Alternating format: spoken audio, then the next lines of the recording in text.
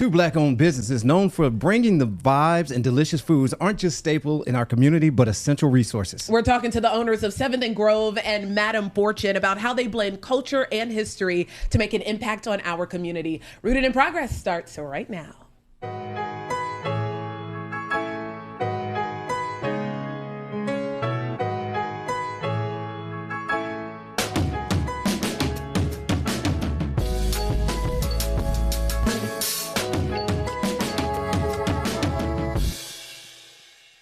Recording actually.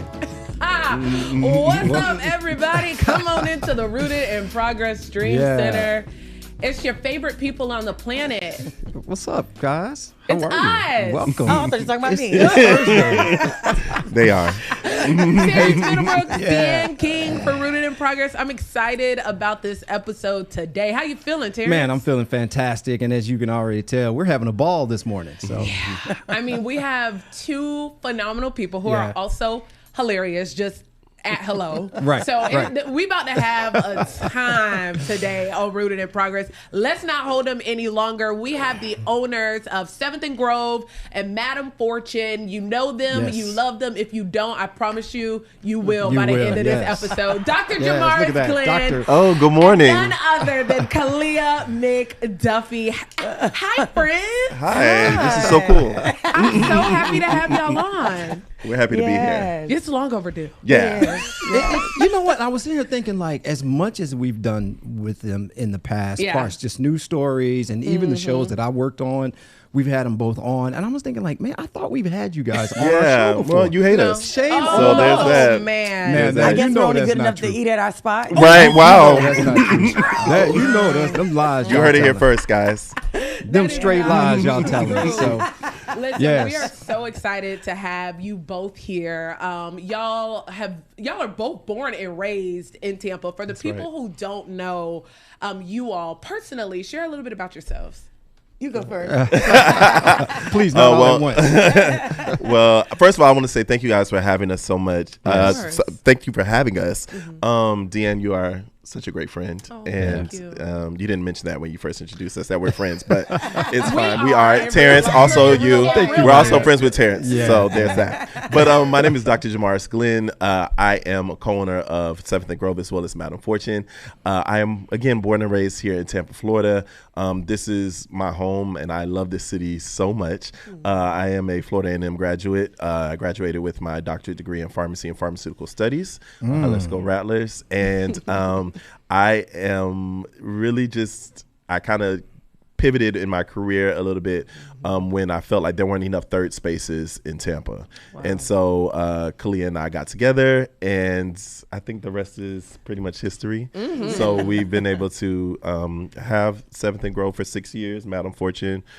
This will be going on her 3rd year. Yeah. So Wow. these are our babies. So yeah.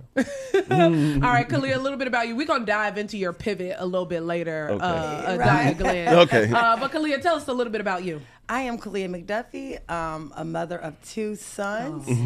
One is a teenager. That's Born and enough raised said. here. Yeah. Born and raised here. My family started some of the first Black businesses here in Tampa.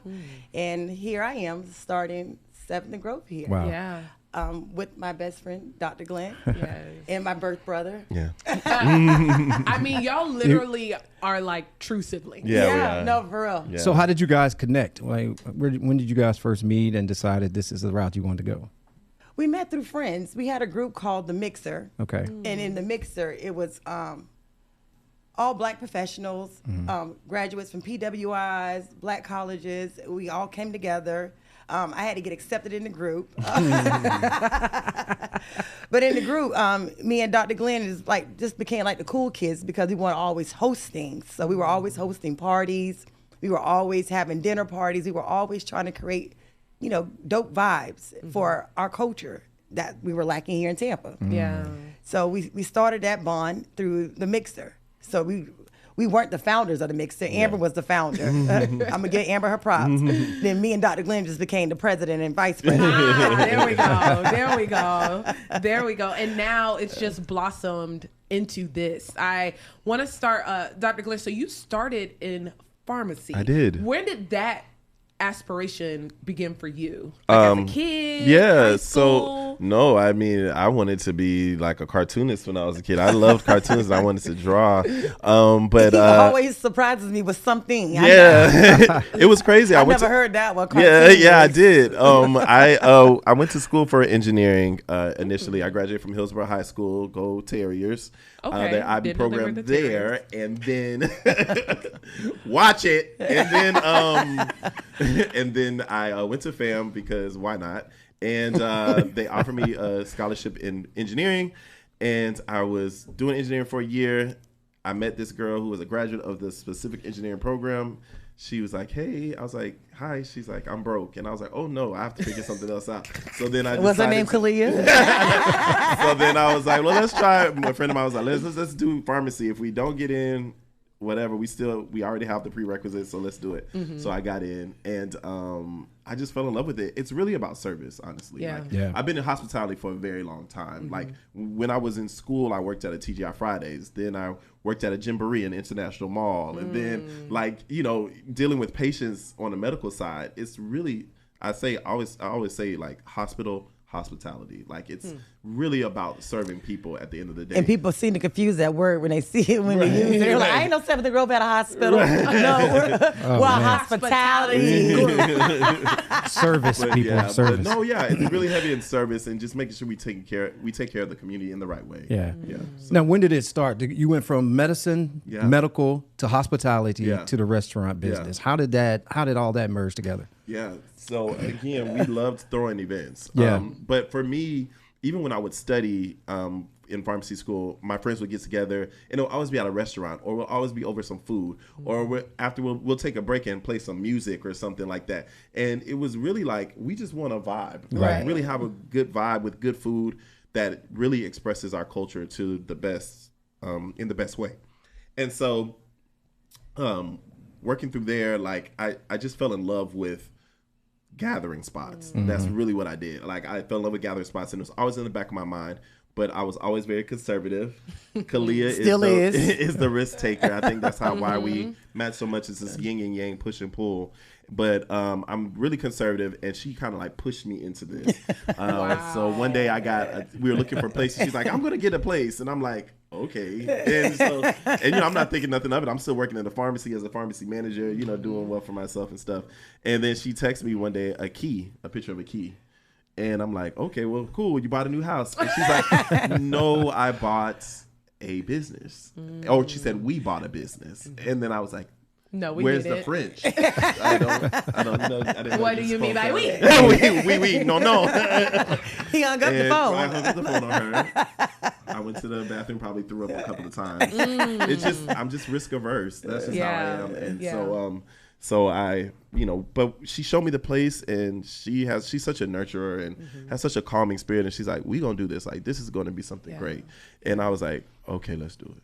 That is amazing. Yeah. And now look at y'all. Right. Look at us now. I mean, like, #1 spot to go to. Yes. Oh, in you're Tampa. too kind. You're too kind. Also, not even just for Black folk, and this is a very safe space. Yeah. Y'all know I've said it to y'all, where I sit back and I'll go to 7th or I'll go to Madam, and I'm like, look at all of the races and cultures in this space. Yes. Right. That is really hard to see in Black-owned businesses, because a lot of people feel like, oh, it's Black-owned, Right. or oh, they're known for playing like R&B music. Right. I'm not welcome there because Right. I don't look like them. Yeah. Right. But y'all space truly creates a home vibe for anybody. Yeah. Well, and I'm going to add to that because it's in a location of 7th Avenue, which is in Ybor, which is full of culture, it's full of history. Yeah. And if you go up and down that street, one of the main well-known restaurants there is the Colombian, which is not too far from your restaurant. Yeah. So I was very surprised when I first went there and saw all the different cultures and races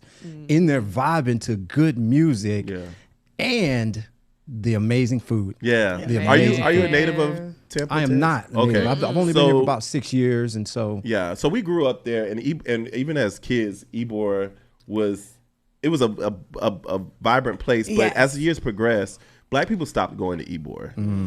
It's kind of like our culture was erased from Ybor. Yeah. Really? Yeah. There weren't any Black-owned businesses on the street. After Jazz House left, it was Right, nothing. after Jazz House, that was it, and there was kind of like this like stalemate kind of vibe. And when we did come to Ybor, we weren't sure on the space, and we weren't very welcomed, honestly. Okay.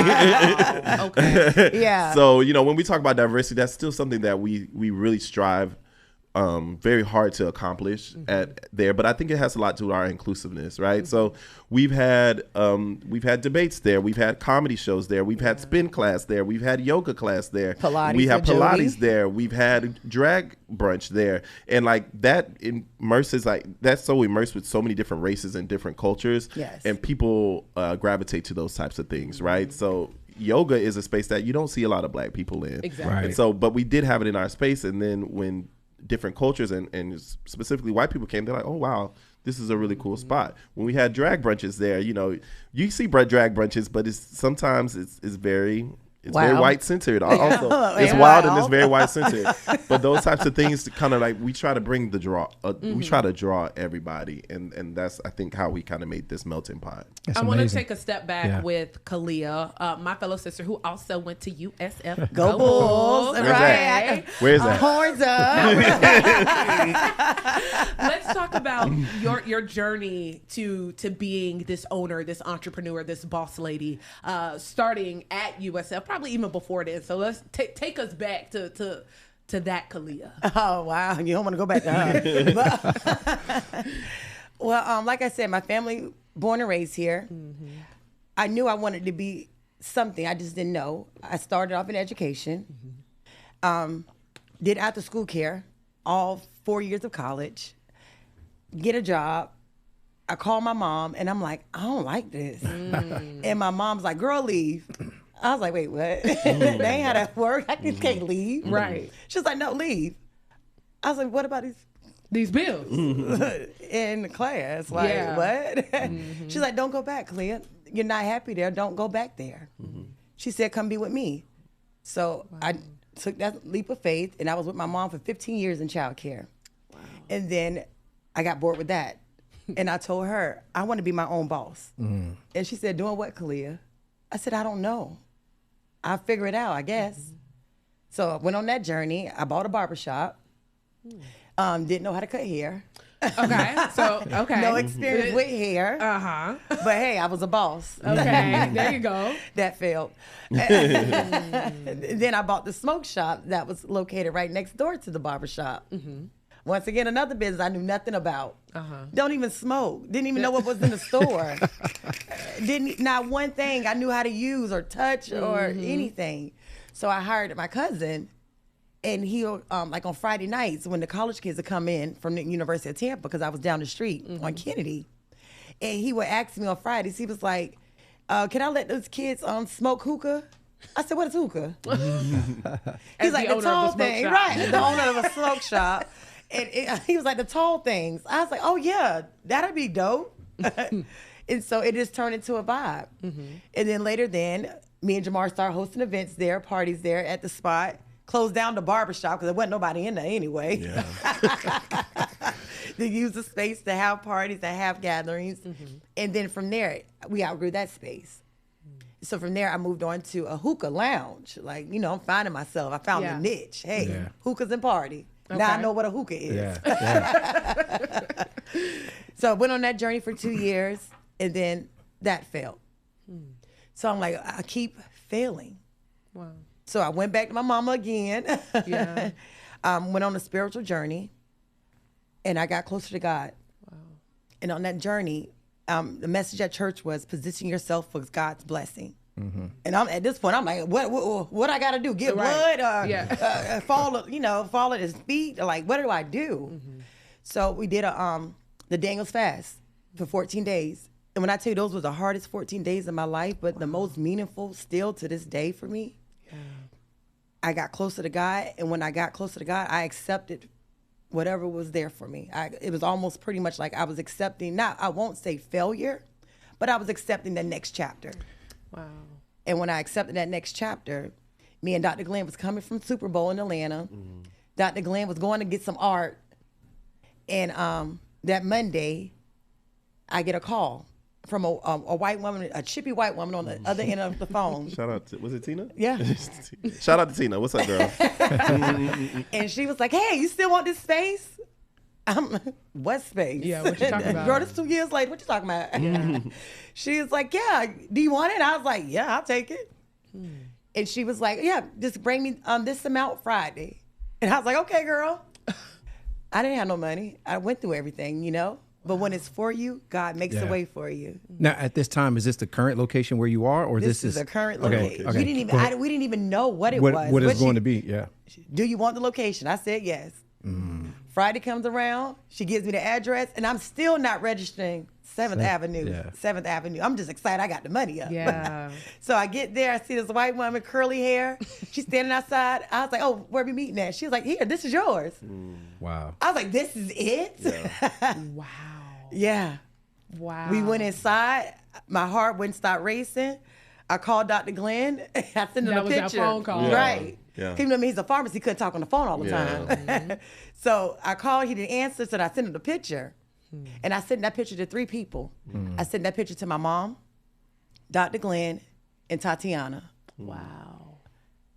And And the they're rest the is same history. people riding with you today. The same people were still riding. Well, Wow. We're still flourishing. With that story, you mentioned the word failure so many times.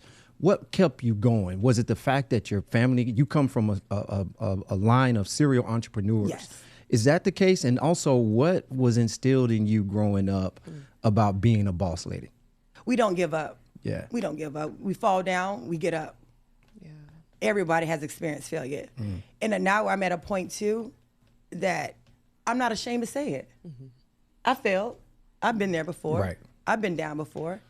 Even with the pay what you want. When I'm talking to the customers that come in and I'm having a conversation with them and the first thing they say is, well, I shouldn't be telling you this. You know, I'm hard on my luck. I said, well, welcome, me too. We all are. There's a room full of us. Yeah. Right. Yeah. Welcome, me too. Yeah. I think failure is one of those things you get real uncomfortable when it comes to failure and when it comes to change. Yeah. Yeah. And Yeah. I think what's so beautiful in both of y'all's stories, you mentioned failure, you mentioned change. Did that change translate to failure to you when you felt like, okay, maybe I need to pivot and do something different outside of pharmacy? Did that ever cross your mind? Yeah, my biggest anxiety is failing. Like my biggest fear is failing. You know, I was always like a straight A student. I was always high in academia. I was always trying to prove myself. I was the only He was opposite of me. Yeah. I was the only black male student to get their IB diploma from my class. Like Oh, I wow. just felt like I needed to push, you know what I mean? And so with this journey, that was my biggest fear, and it still is my biggest fear today. Yeah. Is failure. But I've learned that in business there are failures, and there's so much power in failure. There's so much power in the forging of going through the fire, you know what I mean? And so she taught me that, you know, and it resonates with me every time we get in those sticky places, because we're not, you know, and I don't think both of us are either going to come on this show and act like, you know, our business, we just knew everything, what we were going to do. We failed at a lot of things. We've been through business divorces. We've been through COVID-19. We've 2 had hurricanes. They tried to take our liquor license at one point during COVID-19. We've been through hurricanes. We've been through, and now we're dealing with low economic times. Yeah. So, you know, this is not, there's ups and downs. And if you're not ready for that, don't get into business. Right. Yeah. What is it about y'all's relationship that has withstood all of the trials and tribulations that y'all have faced just as business owners over the last 6 years? I think going through the obstacles together, the struggles together, that's what makes us stronger. And just having Dr. Glenn on my side, or just having a partner there. Like I talk to other owners and I'm like, I don't know how you do this by yourself. I could never. Right. I could absolutely never. Right. Not being able to pick up the phone and say, you know, what do you think about this? Let's do this. Let's not do that. That don't make sense, Khalilah. Yeah. Because he has called us several times, right? Yeah. I done came up with a great idea. Oh, I got us a space. And Dr. Glenn's like, Khalilah, no, you don't. Get out of there. Right. I'm like, okay, not this one. You know, but we have that balance. Like you said, we balance each other when it comes to that. Yeah. And I also think it's a marriage. Like people don't realize it. It is very much a marriage. Like we're tethered in our relationships, you know what I'm saying? So like we also complement each other, and it's all about compatibility, right? When you think of any relationship, like what I look for in a partner is compatibility, and for me, she's a worker. She gets in there. You will see her in many of the videos back in the kitchen. Literally in you know the what kitchen. I'm saying? She tell you she a queen, but she'll get back there in the kitchen and get her hands dirty. She'll clean a bathroom. She will do literally any and everything. Yeah. You know what I mean? And for me, I am very much planned and calculated.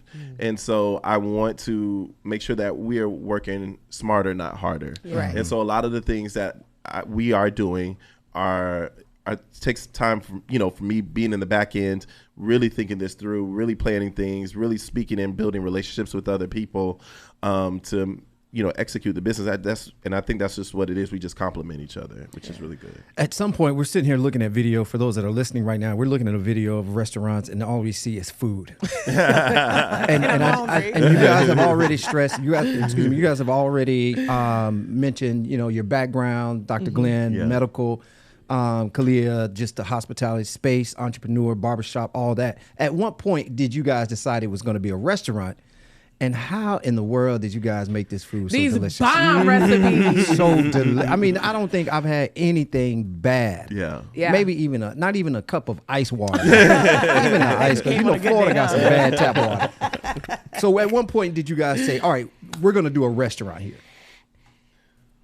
The space. Okay. It made us do it. To be honest, we really didn't want to deal with food at all. At all. Absolutely hated the idea. And it's really but like we love food. Yeah. And we would host parties. Yeah. We will always have food. Have food. But we didn't want a restaurant. Right. We didn't. And the space just called for it. It was really a wedding venue space at first. Okay. Oh, I never knew this. Which is really funny. Like, it's a wedding venue space. And apparently, whoever owned it initially, they abruptly closed down. So when we first opened up, I think for a year, actually about 2 years, people were calling asking for their deposits back. No.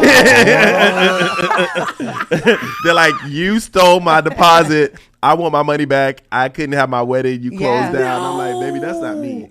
So, but the way the space was designed, there was the kitchen that was there in one space, and then there's this huge diverse area in the other space, and I was like, it just makes sense. Like, and there's nothing I don't think we've traveled many places, right? And I've never seen a space like ours before. Yeah. So, and we thought, our biggest. Well, sometimes you hear people complaining like the music's too loud, or I like it when I want to be chill, or I don't want nobody twerking over my food, So we have an area that's very chill, which is the restaurant side, and very family oriented. And then we do have the side where if you want to twerk, you can. Right, over your food. You want some of your food, go on over there. Exactly. But be 21, that's all we ask. That part, 21 and up. Hey, we're going to take a quick break. We'll be right back. Yeah.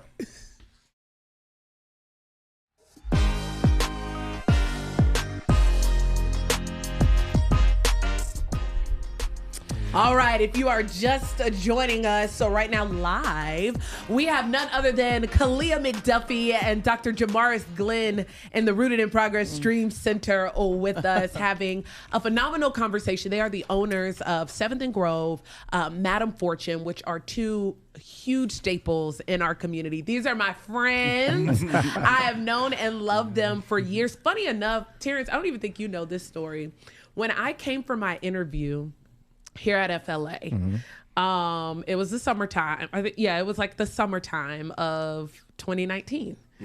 And my sister, who lived here in Tampa, still does. She's like, oh girl, it's this new spot. Like it's this black-owned spot in Ybor. I already knew about Ybor, obviously I went to USF.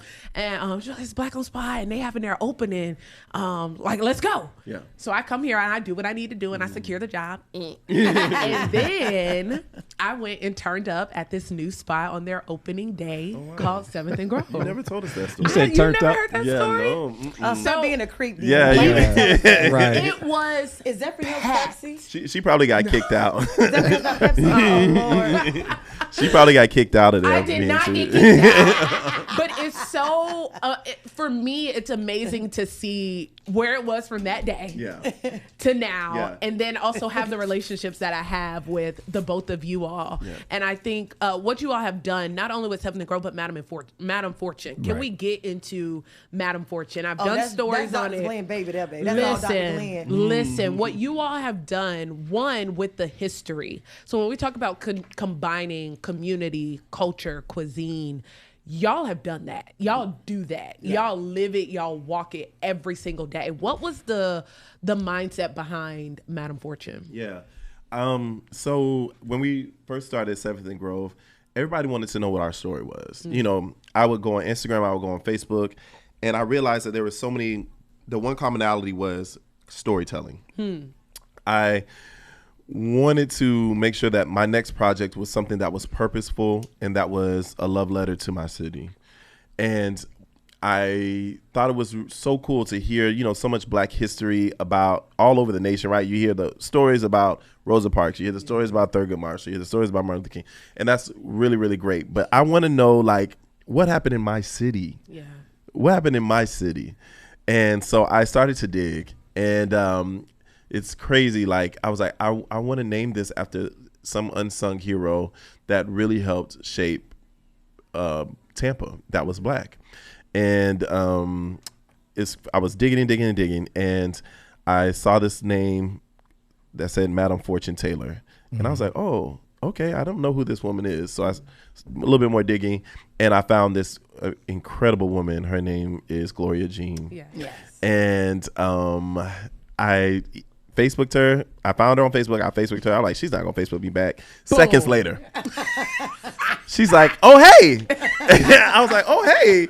I was like, do you mind sitting down and talking to me about Madam Fortune? She said, absolutely. I'll come right now. She came to 7th and Grove. And when I tell you, it was just like an aunt, like really like giving you so much information. Like, it blew my mind that I never heard the story of this woman. Wow. And he did the last history tour too. Yeah. And so I went on the history tour to learn about it, because she was a tour guide. Gloria. Yeah, yes. But not anymore. She's retired. But I went on her last history tour, and she showed me where her body was buried, gave me all this information, and really just, unloaded on me. And it was such a out-of-body experience. And don't ask where I was at. Where were you? Sleep. It was Saturday morning, baby, at 8:15. Yeah. And from that's when you just birthed Madam Fortune. Tell us a little bit about about the restaurant. So, Madam Fortune was a story about a Black slave woman, freed slave woman by the name of Madam Fortune Taylor.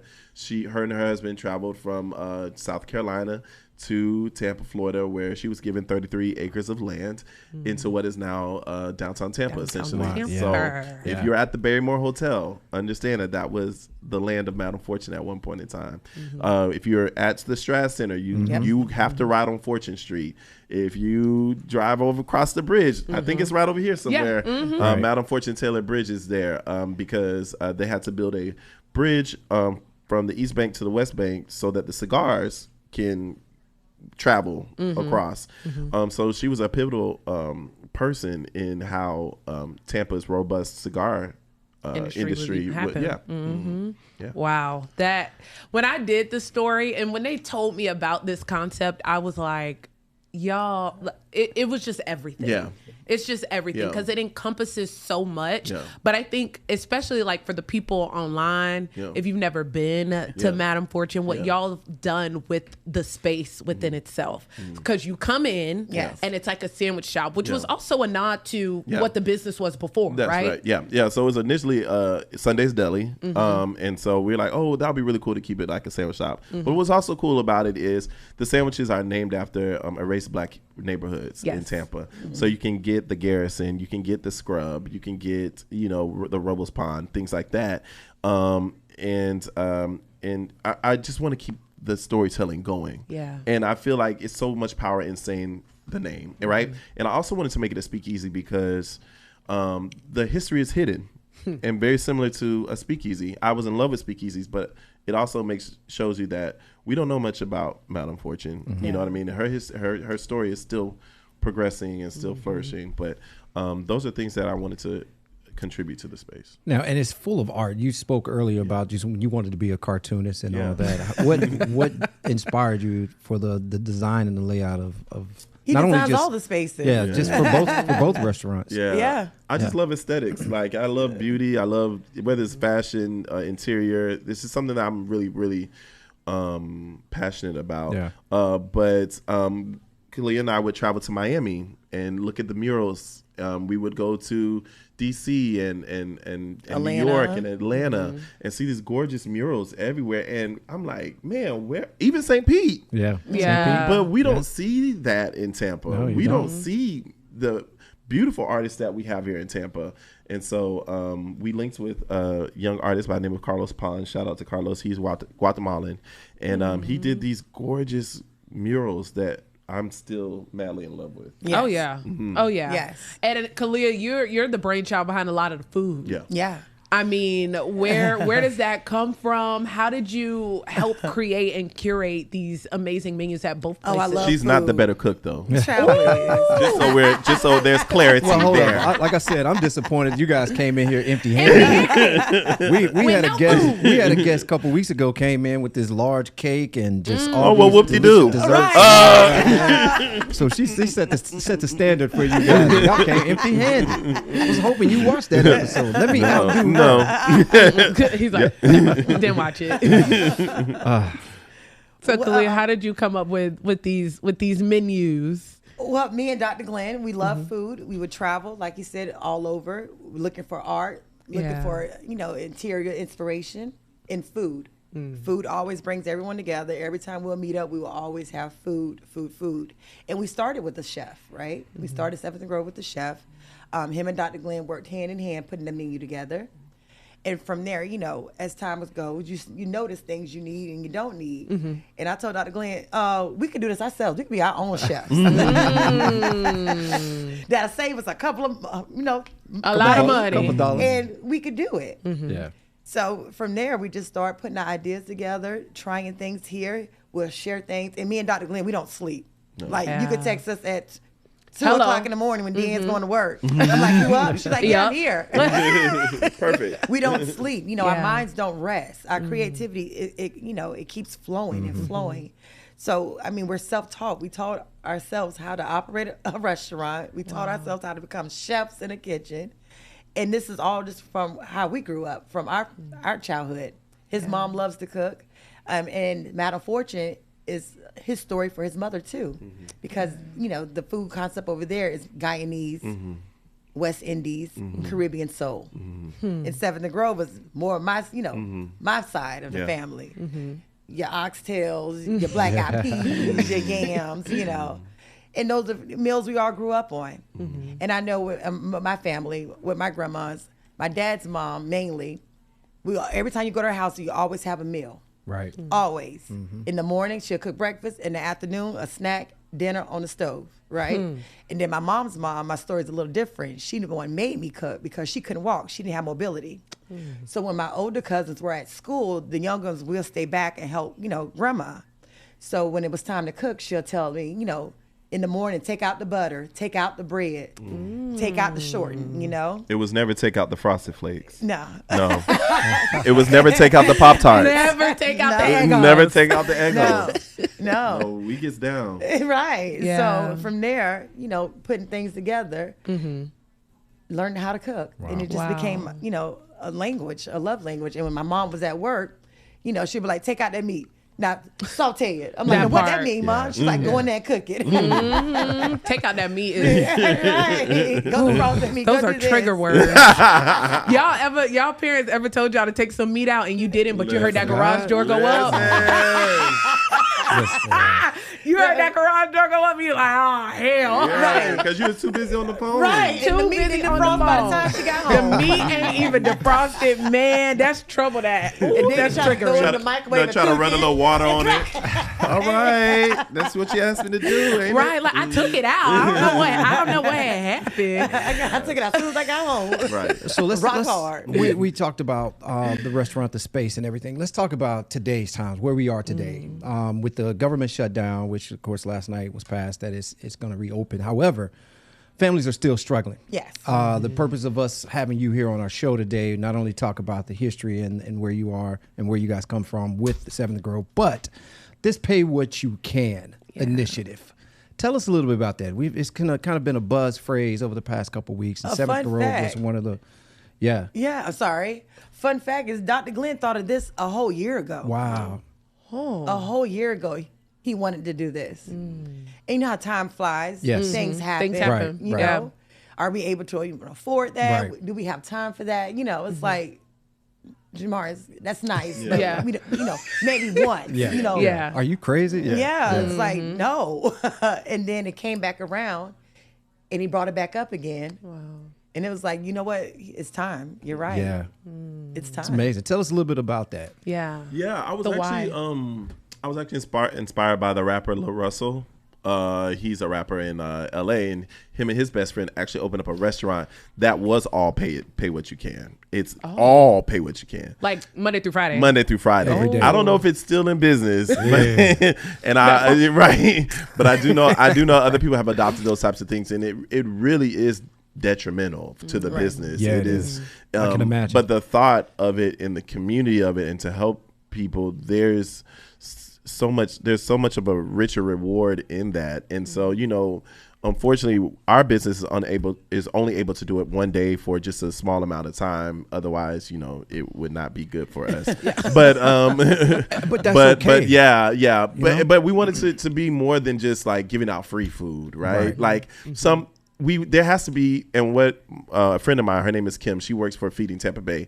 She uses the word dignity all the time. Like we want to bring in, yes, we're going through troubled times, but there has to be some dignity attached to it. People do want to give, you know, so that way, you know, even when they go into Feeding Tampa Bay, there's a little bistro that they can order from. Like there's dignity in that, you know what I mean? Not just, oh, well, here's a can of beans, you know, go about your way. Yeah. Or here's this dried chicken, you know, you can go down, I fed you, right? You know, and then but we wanted to give them a excellent culinary experience.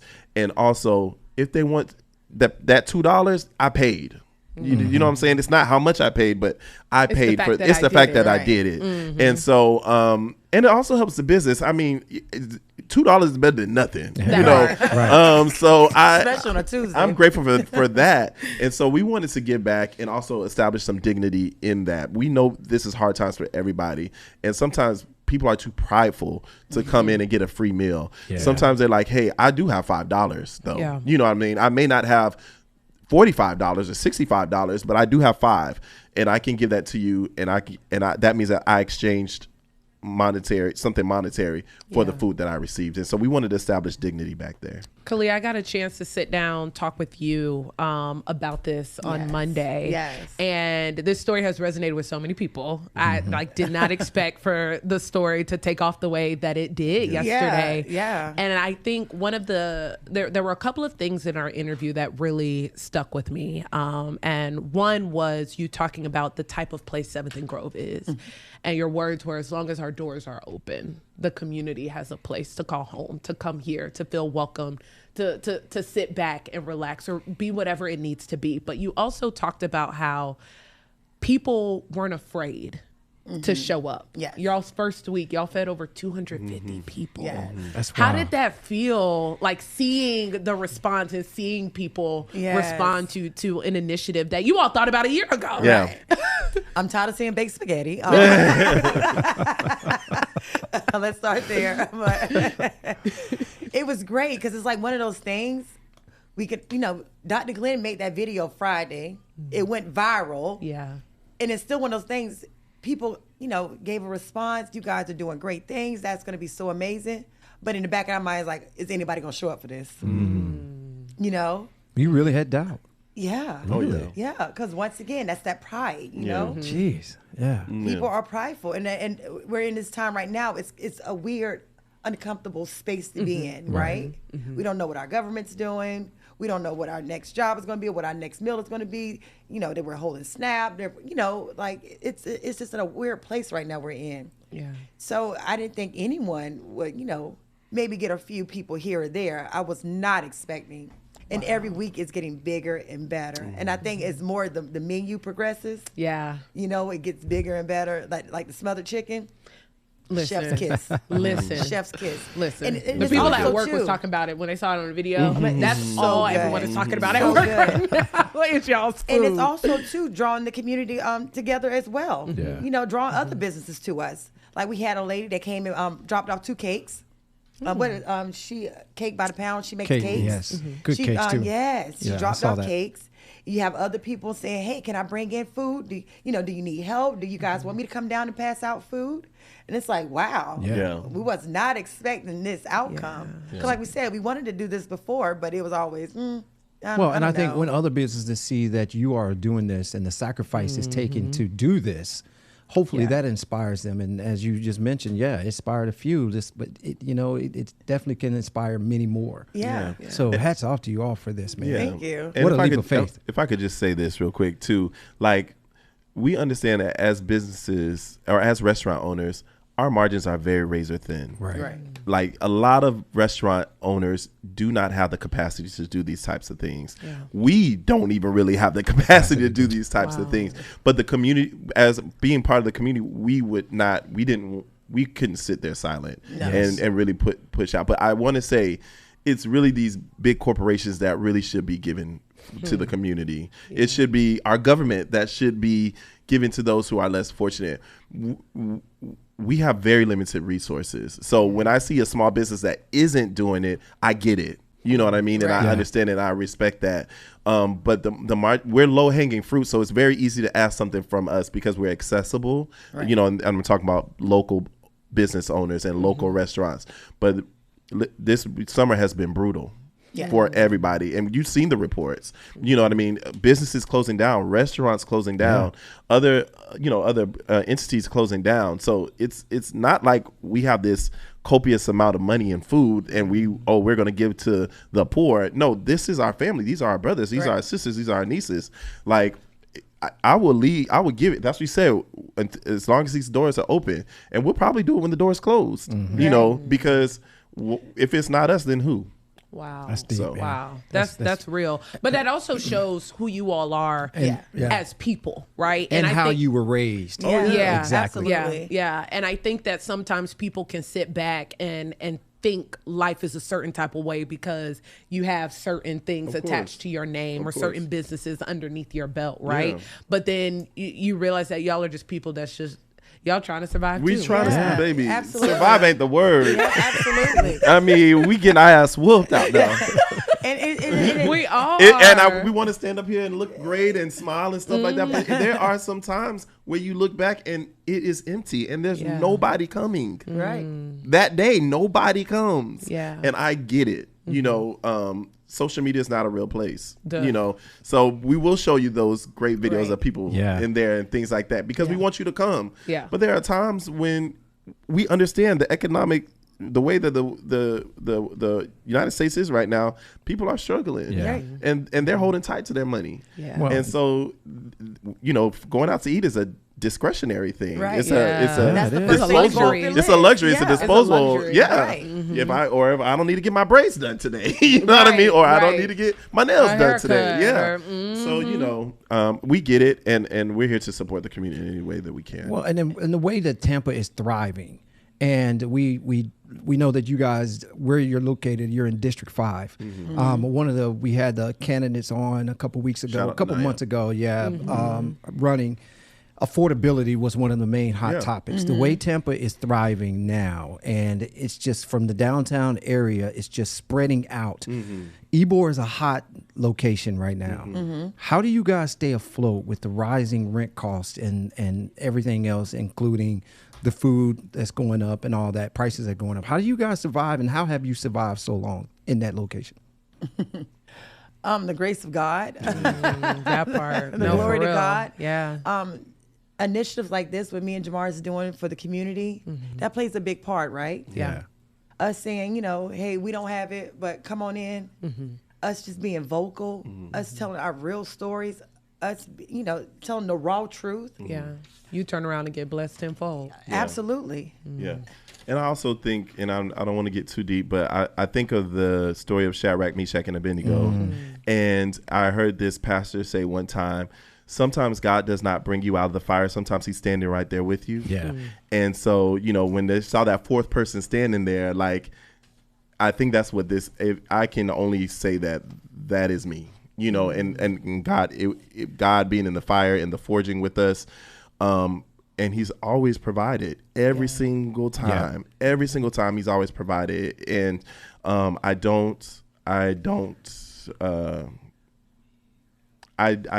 discount that. Right. You know, and so he's just he's been too good. So we made a lot of mistakes financially.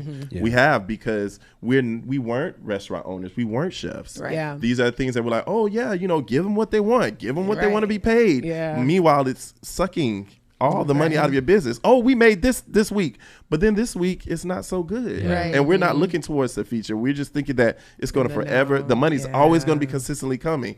And sometimes it doesn't, you know what I mean? And so those types of mistakes we made within our 6 years of being there. Right. Yeah. You Guys, know, real but quick, I'm going to cut you off. I'm sorry. We got to take a quick break. Okay. Step on.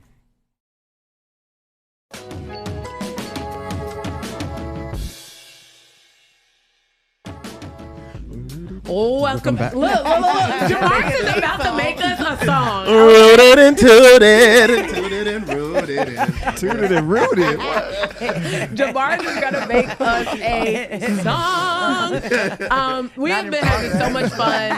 Dr. Jamaris Glenn, Khalilah McDuffie, owners of and rooted. 7th and Grove and Madam Fortune. We were just talking about your Pay What You Can initiative, still running all month of November, every Tuesday. Don't come in there. In December. And December now. Oh, in December. Okay, you heard it here only first. because of the donors.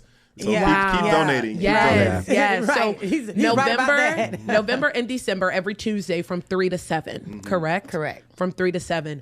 What's next for y'all? Feeding more families. I do want to say thank you to Cadillac of Brandon Ed and Moore's Moore's Moore's Cadillac. Cadillac. Yes. I was telling him the story about us feeding, you know, taking care of the community. And he said, what can I do? I said, you got some money? That part. Closed He mouths said, don't get fed. Right. He said, well, whatever you need me to do, I'm willing to do with you guys. I'll take donations here. I'll bring it down and I'll pay you guys to cook it.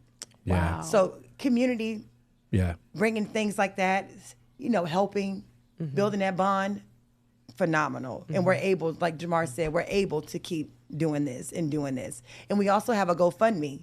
Okay. Yes. Yeah, so while working on our 501c3, different charities like Communities Giving Back, and shout out to Carl Anthony as well. Those Yes. type of people are really helping us kind of engage with the community, and as well as figure out how we can people can donate to us. So yeah, we're just gonna continue to give and give until we can't give anymore. Right. We're gonna I feel bring like the- there's a major business decision. That's about We to don't drop talk right about now. a lot, so we just Okay. like, guess what? Let's see how it sticks. Well, we appreciate everything that you all bring to this community on Absolutely, a daily, guys. with and without Pay What You Can. thank you. I was watching, because you all have a podcast that you all do as well, and I remember watching one of your episodes, and I think you even posted this on social media, where you talked about how 7th and Grove and how Madam Fortune have become so much to so many people in this community. Yes. People have gotten married there. Yeah. People have Yeah. gotten Wow. engaged Yeah. there. Divorced. People have gotten divorced. There have been Divorce parties. Divorce parties are the thing. I'm telling you, They do be lit. they are Yeah, lit. but I mean, think about the memories that you all create in so many people's Yes. lives.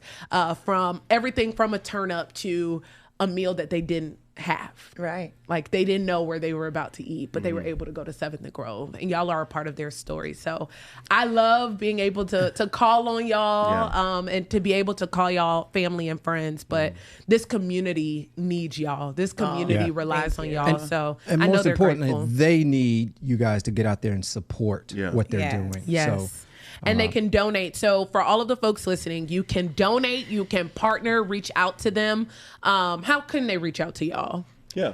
So you can physically come in the space. Right. Okay. We also have a GoFundMe link that we can provide here to you guys as well. Yes. To help. It's called Pay What You Can on GoFundMe. You can type that in. Or you can go on our socials, and so like on Instagram in our profile, there's a link for the GoFundMe there as well. And all of that, 100% of that money goes towards the food to feed families and our employees. So.